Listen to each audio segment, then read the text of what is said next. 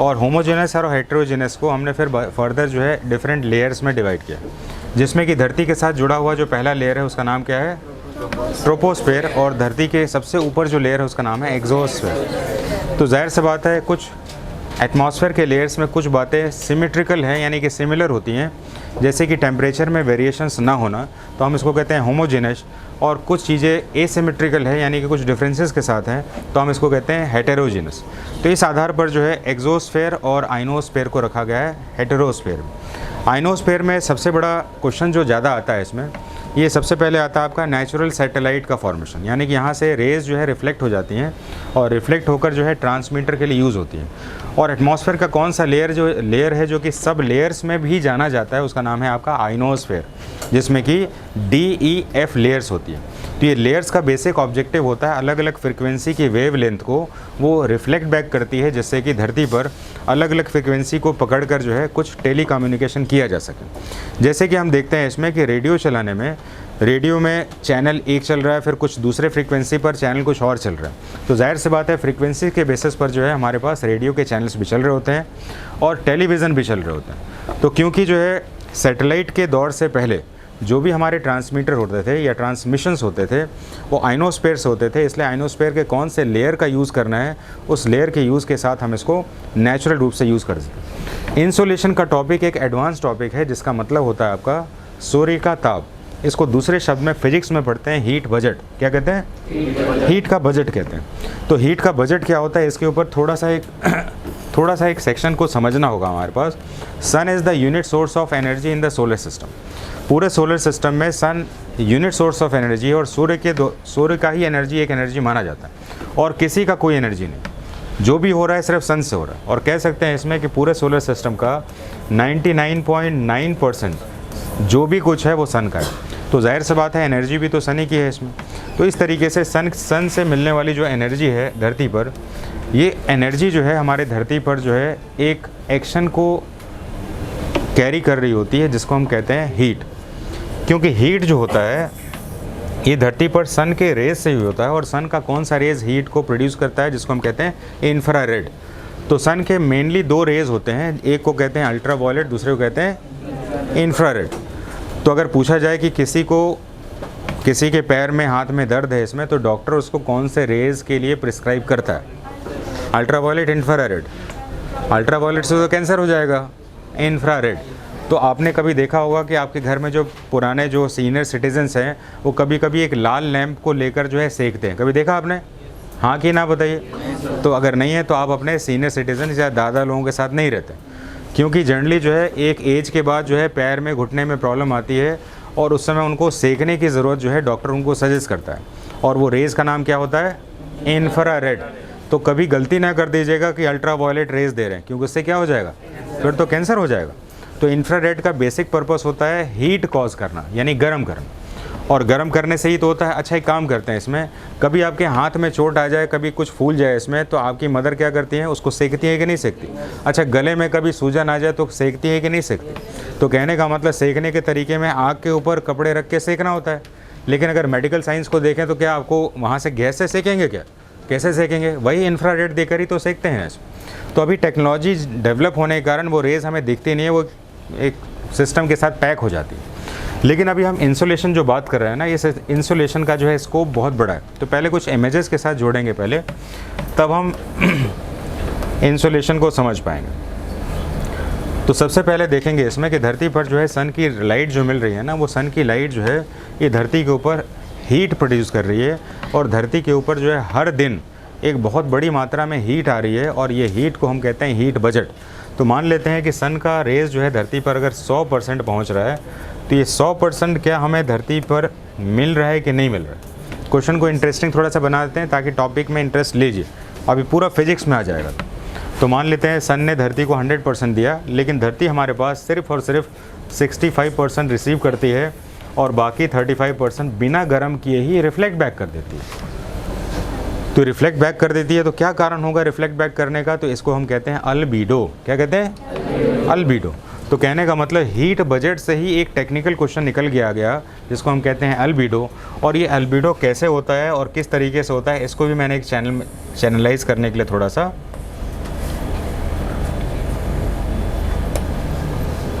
जैसे कि धरती पर सूरज की किरणें आई और आने के बाद जो है सिर्फ अभी देखना आराम से, बाद में आपको लिखाना स्टार्ट करो।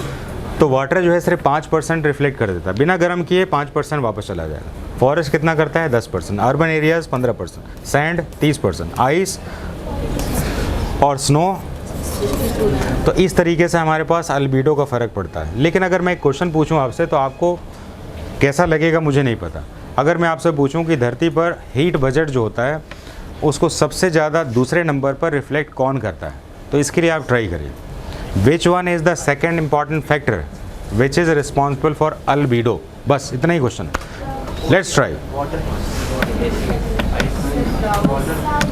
तो इसका आंसर होगा आपका क्लाउड। गर्ल विंग से बहुत अच्छा आंसर आ रहा है। यू आर डेवलपिंग, यानी कि मैंने जानबूझ के इस सेक्शन को छोड़ दिया है इसमें ताकि आप अपने दिमाग का यूज़ करें। तो सबसे ज़्यादा अल्बीडो होता है स्नो रीजन से, और दूसरे नंबर पर सबसे ज़्यादा पार्टिसिपेट करता है क्लाउड्स। और क्लाउड्स में भी जो थिक क्लाउड्स होते हैं वो इसको रिफ्लेक्ट बैक कर देते हैं। तो ये परसेंटेज हम बाद में पढ़ेंगे इसमें, किस तरह से ये परसेंटेज बना है हमारे पास। और इसमें जो है आपका ये अल्बीडो से जाएगा। इसके साथ हम लोग जो है सन की रेज़ जब हमारे पास आ रही होती है ना, तो हमारे पास एक क्वेश्चन का फॉर्मेशन हो रहा होता है कि सन की रेज़ गर्म कैसे करती है। क्योंकि गर्म करने के लिए बीच में हमारे पास जो माध्यम है यानी कि मीडियम है वो क्या है।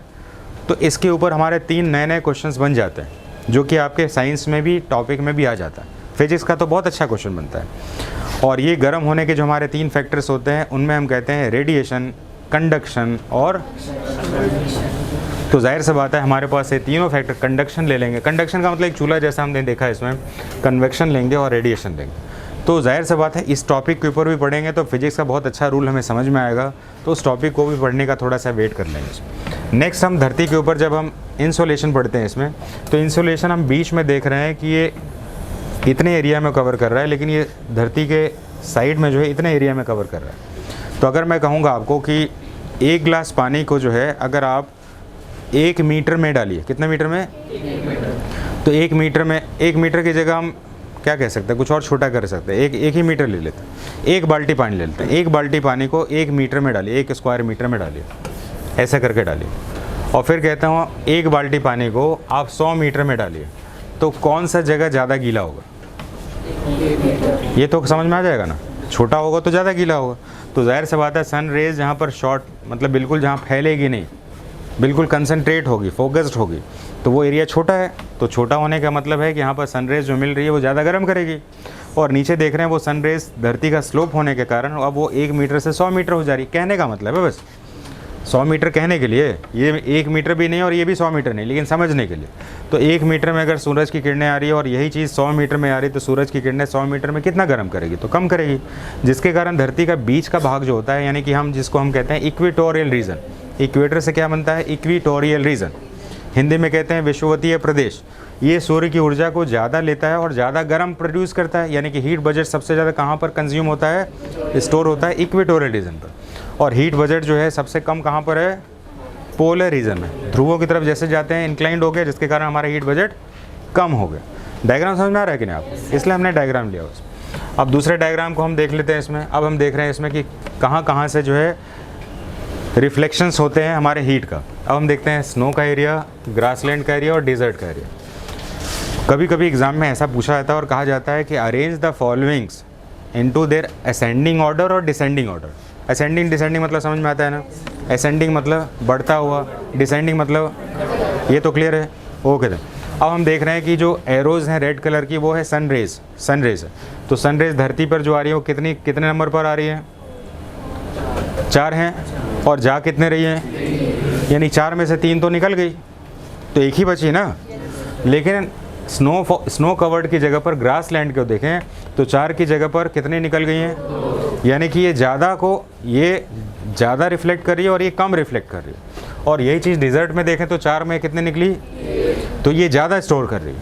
तो कहने का मतलब ये हुआ कि अगर हम स्नो को देखें, घास के मैदान को देखें और डिज़र्ट को देखें, तो हीट को कौन ज़्यादा स्टोर करेगा? ये किसका हीट बजट ज़्यादा है? किसका हीट बजट ज़्यादा होगा? समझ में आ रहा है ना आपको?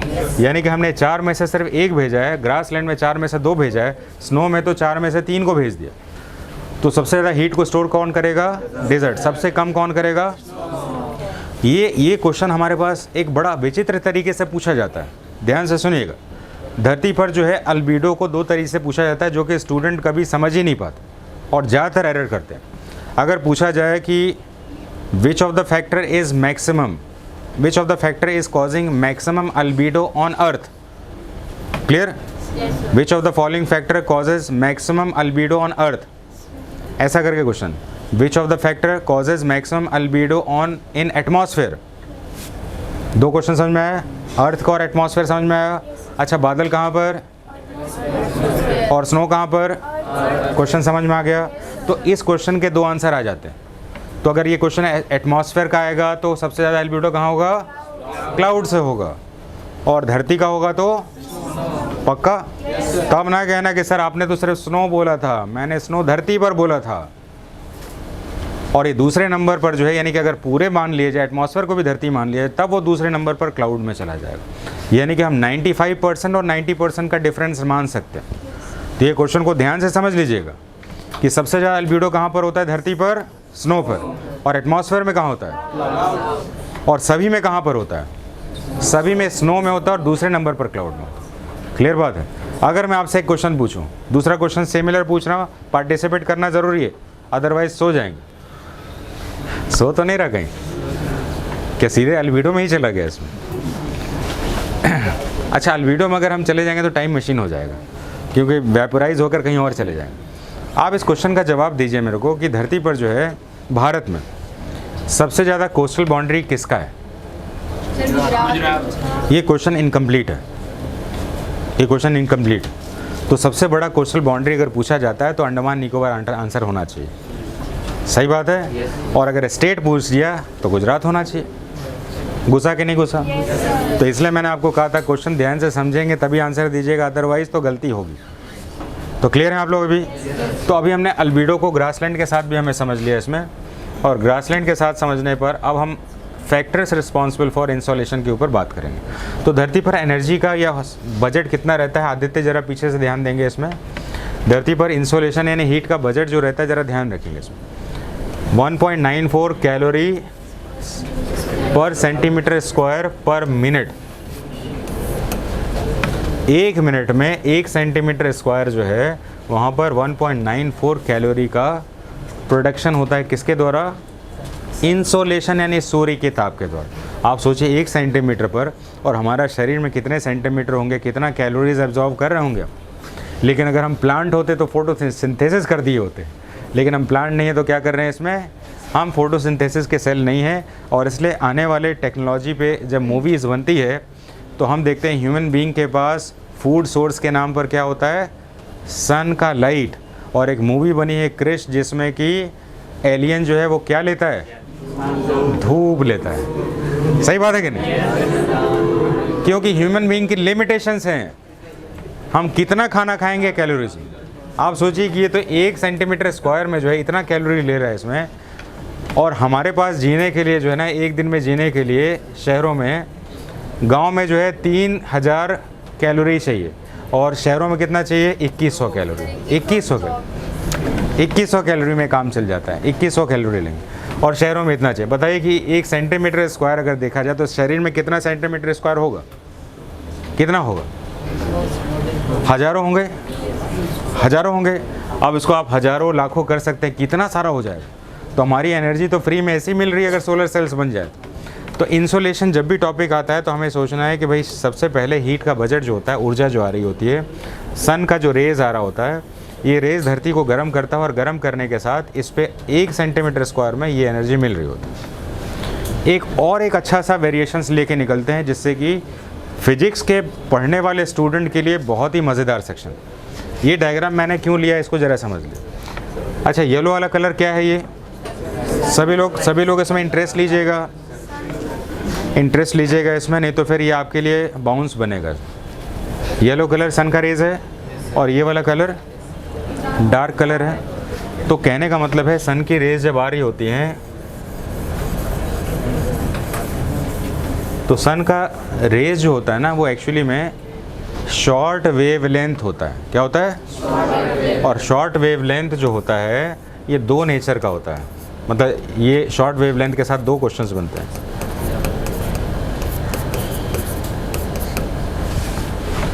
शॉर्ट वेवलेंथ होगी तो क्या होगी, गर्म होगी। क्या होगी, और धरती पर सूरज की किरणें एक समय पड़ रही होती हैं और कुछ समय बाद क्या हो जाएगा, धरती उलट जाएगी। जैसे कि अभी सूरज की किरणें पड़ रही है, अब ये शाम हो जाएगी इधर, तो शाम हो जाएगा तो पीछे तो सूरज की किरणें नहीं मिल रही है ना, तो इसके पीछे नहीं मिल रही है। तो अब देखिए क्या हो रहा है, ये अब ये वेवलेंथ कैसा जा रहा है। अब देखिए शॉर्ट और लॉन्ग क्या होता है। एक पॉइंट पर अगर जो है मैक्सिमम बार वेव्स गुजरती हैं पर सेकंड तो उसको हम कहते हैं शॉर्ट, और एक पॉइंट पर अगर कम गुजरती हैं तो उसको हम कहते हैं लॉन्ग।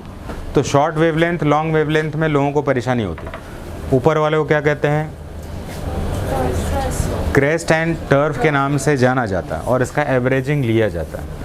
तो इस तरीके से ये क्वेश्चंस फिजिक्स के इंपॉर्टेंट क्वेश्चंस में से बन जाएगा। तो अब मैं आपसे पूछना चाहता हूँ कि सनरेज जो धरती पर पड़ती हैं वो उसकी वेवलेंथ कैसे होती है, नेचर वाइज, और धरती से जब वापस रिफ्लेक्ट होती हैं तो क्या होती हैं, लॉन्ग वेवलेंथ बना रहती हैं। और क्योंकि वो पूरी तरह से कोल्ड नहीं होती हैं, लेकिन ये हॉट तो होती हैं, लेकिन ये लॉन्ग वेवलेंथ होती है। इस एग्ज़ाम के क्वेश्चन ने जब पूछा गया था तो बहुतों के दिमाग को घुमा दिया था कि ये तो शॉर्ट है तो ठीक बात है, ये तो गर्म है, लेकिन ये ठंडी होगी। ठंडी नहीं है, ये इसकी कंपेयर में कम गर्म है, क्योंकि सीधे सन से मिल रही है और सन यूनिट सोर्स ऑफ एनर्जी है और ये धरती से रिफ्लेक्ट हो रही है।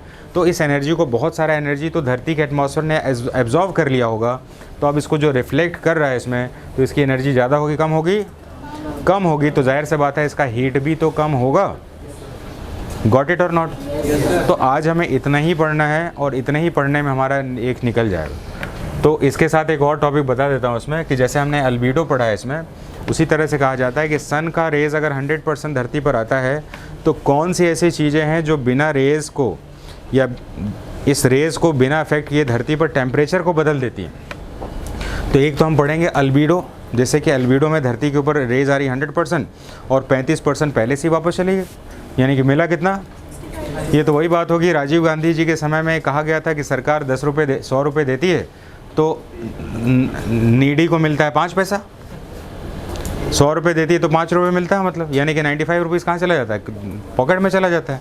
तो सूरज ने कहा धरती को, जाओ तुम्हें हम 100 एनर्जी दे रहे हैं, और यहाँ पर अल्बीडो कितना हो गया, 35%। मिला कितना, 65% ही मिलता है इसमें। तो धरती का हीट बजट कितने पे बन रहा है, और बाकी तो 35% टैक्स ले लेती है, इसलिए सरकार भी टैक्स वाला सिस्टम लगा दी है इसमें 35% करीब। दूसरा हम पढ़ रहे हैं यहाँ पर एक और बात ध्यान रखना है कि धरती पर एक और सा फैक्टर इससे जन्म लेता है जिसको आपने फिजिक्स में पढ़ा होगा। पढ़िए क्या लिखा है, एडियाबैटिक। एडियाबैटिक वो होता है जिसमें कि बिना सन की एनर्जी, बिना हीट के परिवर्तन पर अगर एटमॉस्फेयर में हीट बढ़ जाए या घट जाए तो उसको हम कहते हैं एडियाबैटिक। क्लियर बात है। दिन के 12 बजे सन सबसे करीब होता है पृथ्वी के और सबसे ज़्यादा सन एनर्जी रिसीव कर रहा होता है, हाँ कि नहीं? yes, लेकिन सबसे ज़्यादा गर्मी 3 बजे मिल रही होती है। तो बताइए इसमें कि सबसे ज़्यादा सूर्य तो धरती के पास 12 बजे है। कैसे कह सकते हैं? क्योंकि उस समय शेडो कैसे बनता है, ज़ीरो बनता है। तो शेडो ज़ीरो कब बनता है? जब जस्ट सर के ऊपर ही हमारा हीटिंग लाइट प्रोड्यूसिंग बॉडी है, हाँ कि नहीं? yes, और 3 बजे क्या ज़ीरो बनेगा क्या? तो यानी कि सन अब दूर चला गया। लेकिन गर्मी हमें कब लग रही है? तो सन के लाइट में बढ़ाने के बिना बढ़ाए 3 बजे गर्मी का परिवर्तन क्यों हो गया? क्यों हो गया? तो जाहिर सी बात है कि अगर कोई हीट अफेक्ट को बिना चेंज किए अगर अंदर की हीट बदल जाए तो उसको हम एडियाबैटिक अफेक्ट कहते हैं, जिसको 11th-12th में आपको फिजिक्स में पढ़ाया जाता है। एक और एग्जांपल दे रहा हूँ, ज़रा ध्यान से सुनिएगा। आप कुकर जानते हैं ना, प्रेशर कुकर। प्रेशर कुकर में पानी कुछ भी डाल दीजिए, गैस पे बैठा दीजिए और गैस का बिल्कुल एक ही फ्रेम रखिए। कुछ समय बाद उसका विसलिंग होना स्टार्ट हो जाएगा, ठीक बात है। और कुछ समय बाद जब आप गैस खोलेंगे, कुकर खोलेंगे तो वेपर्स भी आ जाएंगे बहुत सारे। तो कहने का मतलब हुआ कि जब हमने हीट का एनर्जी को सिमिलर रखा था तो उसके बाद कुछ समय बाद विसल क्यों हुआ, उसी समय क्यों नहीं हुआ? हमने हीट में तो कोई चेंज नहीं किया, हीट तो सोर्स एक जैसा था, तो ये विसलिंग क्यों हुआ? क्योंकि उसके अंदर का पार्टिकल गर्म होने पर ही असर होता है। क्लास में विद्यार्थी साल भर पढ़ते हैं, हीट लेते हैं इसमें, लेकिन पास होते हैं 2 साल बाद। क्यों भाई? क्योंकि गर्म होने के बाद ही रिजल्ट आएगा। इस बात का ध्यान रखिएगा, ये बहुत इंपॉर्टेंट चीज़ है। क्योंकि 12 बजे सूरज पास रहता है लेकिन कोई गर्म फील नहीं करता है इसमें, तो इसलिए ये गर्मी क्लास की जो है कुछ समय बाद रिजल्ट में प्रोड्यूस होगी। अब हम इस टॉपिक को लिख सकते हैं क्या? आप जो लिखेंगे ना उसमें आप अपनी स्पीड अच्छे से मेंटेन करिएगा ताकि हम टॉपिक को लिख पाएँ। Let's start to write. Insolation heading बनाए, डेट वुड भी लिख दीजिए ताकि आज चल रहा टॉपिक।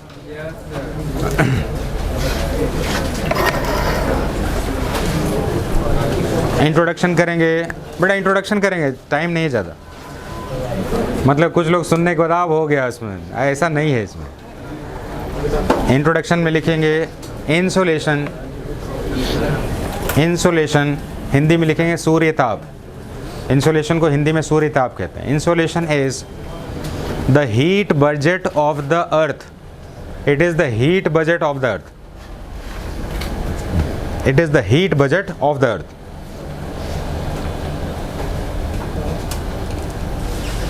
पॉइंट नंबर नेक्स्ट लिख लेंगे जो मैंने अभी लिखाया था आपको। द अर्थ रिसीव्स, इस डेटा को लिखिए, एग्जाम का इंपॉर्टेंट क्वेश्चन बनेगा। द अर्थ रिसीव्स 1.94 कैलोरी पर सेंटीमीटर स्क्वायर। डेटा को अच्छे से लिखिए। द अर्थ रिसीव्स 1.94 कैलोरी पर सेंटीमीटर स्क्वायर पर मिनट।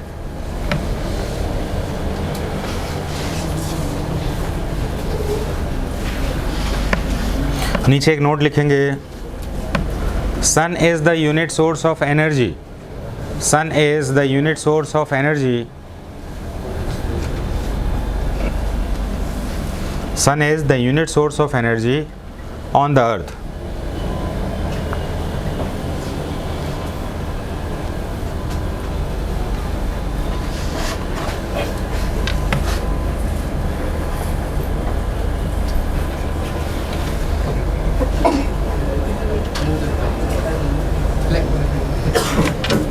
अब हम एक दूसरा टॉपिक पहले स्टार्ट करेंगे ताकि हमें नई नई चीज़ें मिल जाए। पहले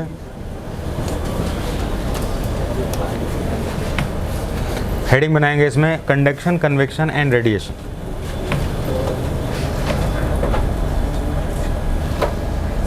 नया हेडिंग बनाएंगे ताकि इससे क्वेश्चंस बन जाएं आपके। है ना, कभी कभी लगता है ना सुन लिया समझ लिया, ऐसा नहीं होगा। Conduction, convection and radiation. पहले कौन सा बोलेंगे वो आप अभी मत डिसाइड करिए। तो सबसे पहले हम डिसाइड करेंगे इसमें रेडिएशन से। तो हेडिंग बनाएंगे radiation.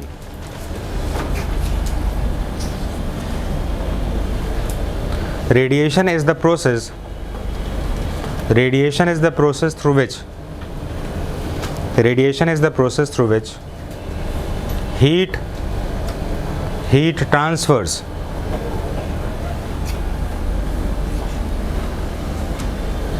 without any medium, without any medium oblique vacuum, यानी कि बिना किसी मीडियम या वैक्यूम में ट्रांसफ़र हो जाती है। Heat transfers without any medium or vacuum. क्या मेरी बात समझ में आ रही है आपको? yes, तो ये कैसे कहाँ से हो सकती है, एग्जाम्पल बताएंगे कुछ। सूरज की गर्मी, सूरज की रोशनी अगर धरती पर आती है तो बीच में क्या है, वैक्यूम ही तो है ना, क्योंकि एटमॉस्फेयर तो है नहीं। तो ये सबसे रेडिएशन का सबसे बढ़िया एग्जांपल होता है sun rays on the earth. ठीक है, क्योंकि ट्रैवल कहाँ से कर रही है, वैक्यूम से कर रही है। तो एग्जांपल लिख लेंगे इसमें, sun rays on the earth travels through vacuum. और नोट नंबर 2 लिखेंगे, sun rays is the best example of radiation. Sun rays is the best example of radiation.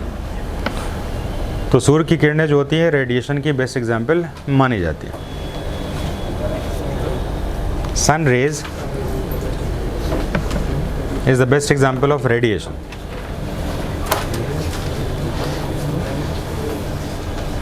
क्या हमें रेडिएशन समझ में आ गया? आप जब हाँ ना बोलते हैं तो मैं मान लेता हूँ कि सभी को आ गया। सही बात है कि नहीं? एक ही साथ बोले? हाँ, ये कुछ जो चुपचाप बैठे हैं, हमने नहीं बोला है अभी, तो इसलिए आवाज़ से पता चलना चाहिए। तो अब ये हो गया, तो हम नेक्स्ट लिखेंगे कंडक्शन लिखेंगे। कंडक्शन जो घर में चूल्हे होते हैं, इसमें कंडक्शन के बारे में बात करें। हेडिंग बनाएंगे conduction. conduction is the transfer of heat. Conduction is transfer of heat between two solid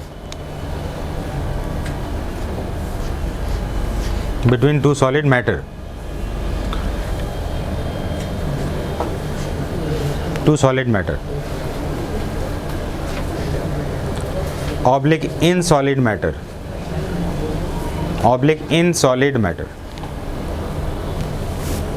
चलिए काम करते हैं, ज़रा ध्यान देखेंगे।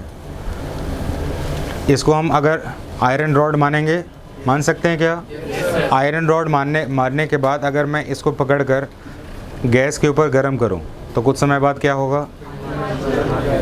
जबकि मैंने हाथ पे तो नहीं जलाया ना, इसको मैंने यहाँ पर जलाया, आयरन रॉड को जलाया, तो ये मेटल सॉलिड है, तो क्या होगा? ये गर्म होके यहाँ चला जाए।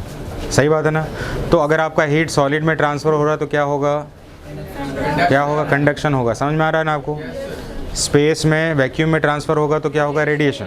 और सॉलिड से ट्रांसफ़र हो रहा है तो कंडक्शन होगा इसमें। ठीक है, तो ये कंडक्शन से सॉलिड यानी टच वाले प्रोसेस से ट्रांसफ़र होना ज़रूरी है इसमें। तो कंडक्शन लिख सकते हैं, और कंडक्शन में हम कुकिंग फूड कर सकते हैं।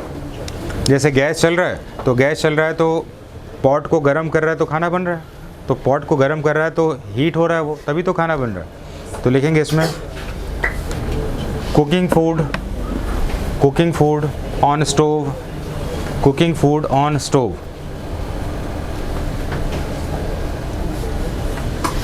दूसरा एग्जाम्पल लिख सकते हैं, हीटिंग आयरन रॉड। अगर आयरन रॉड को हीट करेंगे तो पूरा ही हॉट हो जाएगा ये, तो हीटिंग आयरन रॉड हो जाएगा। तो कंडक्शन के बाद आ जाएंगे कन्विक्शन।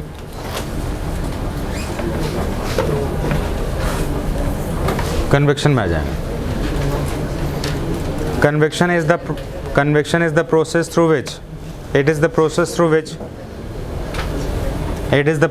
विच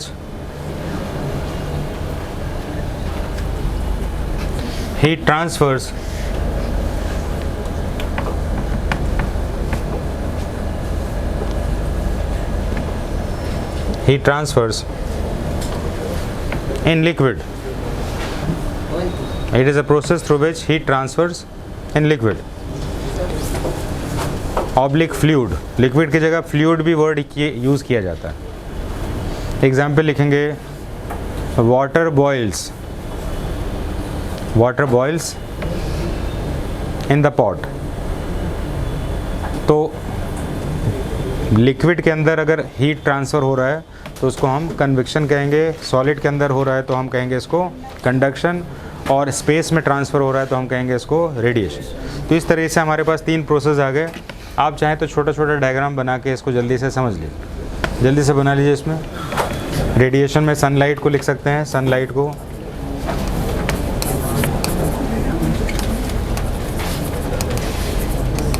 आप में से ज़्यादातर स्टूडेंट जो नहीं बना रहे हैं ना, वो फेल होने के रीज़न होते हैं। इधर आदित्य, तुम्हारा नोटबुक कंप्लीट नहीं है, जल्दी से बनाओ इसको, दूसरे का नोटबुक नहीं देखना है।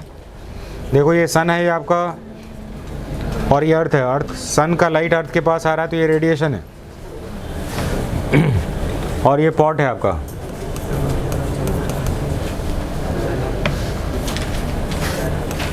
तो हीट आपका लाइट या फायर कह सकते हैं। ये पॉट हो गया तो कंडक्शन हो गया, और तीसरा आपका बॉइलिंग वाटर हो गया। सीखने के समय आपके डायग्राम्स बहुत ज़्यादा हेल्पफुल होते हैं समझने के लिए, अदरवाइज़ ये बाद में आपको कंपाउंड कॉम्प्लेक्स स्ट्रक्चर पे लेके जाएंगे।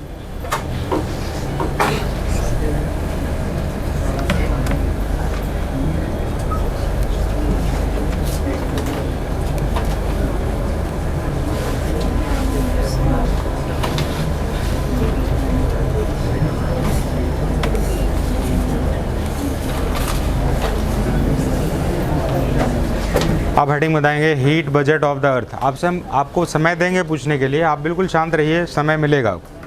Heat budget of the earth लिखेंगे, heat budget of the earth.